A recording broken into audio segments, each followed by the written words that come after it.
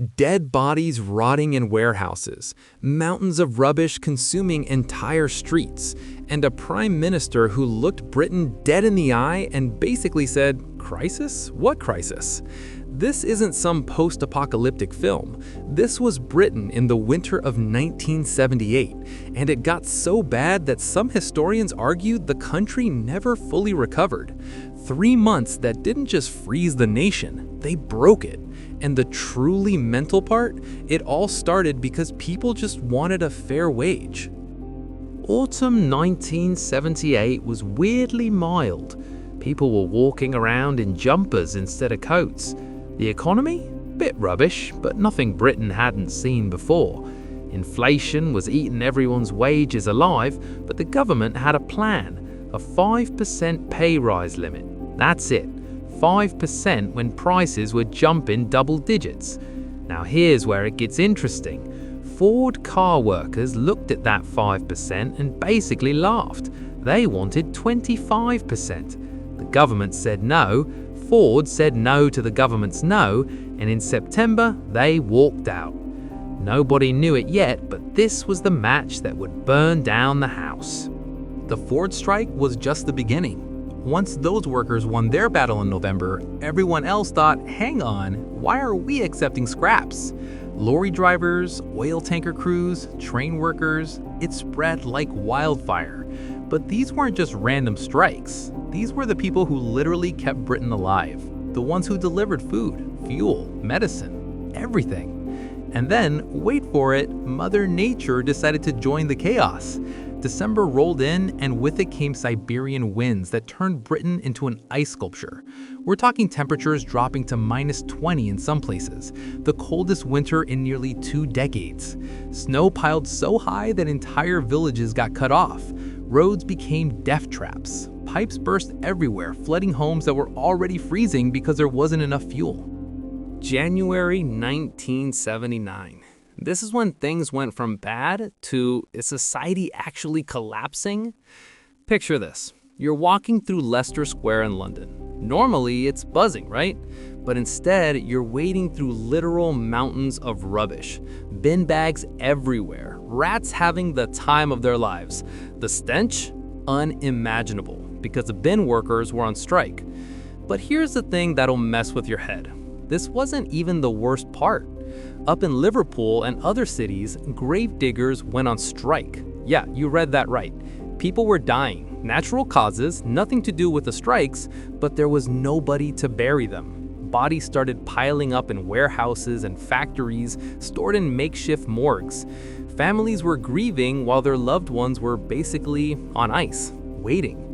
The tabloids went absolutely mental. "They won't even bury our dead," screamed one headline. And honestly, can you blame them? You know what's wild? There's this famous photo from that winter. Shows a shop sign that reads, "Please don't ask for credit, as a punch in the mouth often offends." That's the kind of dark humor that kept people sane, or maybe showed how insane things had gotten. Either way, it perfectly captured the mood. Everyone was angry, everyone was desperate, and everyone was just done. Anyway, back to the chaos. NHS workers walked out. Hospitals started turning away patients except for absolute emergencies. Ambulance drivers joined the strikes in some areas, meaning if you had a heart attack, you better hope your neighbor had a car and wasn't too terrified of the ice roads. Schools closed because there was no heating or because staff couldn't get through the snow. Kids probably thought it was brilliant at first, but then they realized there was nowhere warm to actually be. Food supplies? Absolute nightmare. Supermarket shelves looked like something from a Soviet shop. Deliveries weren't getting through because lorry drivers were striking and the roads were impassable. People started panic buying whatever they could find. Bread, milk, tinned food, gone within hours. Some communities got so cut off by snow that RAF helicopters had to drop supplies like it was some kind of disaster movie. Which, to be fair, it basically was. Now, where was the Prime Minister during all this? James Callaghan, good old Sunny Jim as they called him, though that nickname was about to age like milk, Early January, while Britain was literally freezing and falling apart, Callaghan was at a summit in Guadeloupe. That's in the Caribbean, by the way. Sunshine, beaches, the works. When he flew back and landed at Heathrow, journalists swarmed him asking about the mounting chaos. His response? Completely downplayed everything. The next day's headline in The Sun? Crisis? What crisis? He never actually said those exact words, but the damage was done. The image was set. While Brits were freezing, surrounded by rubbish, unable to bury their dead, the PM was getting a tan and acting like everything was fine. His approval ratings collapsed faster than the snow piling up on British streets. Let's talk about what daily life actually looked like for normal people. You wake up. Your house is freezing because there's a fuel shortage. You need to go to work, but your car won't start because of the cold. And even if it did, the roads are buried under snow. So you bundle up in every piece of clothing you own and try to walk. On your way, you pass piles of rubbish 3 meters high. The smell is everywhere. You can't escape it.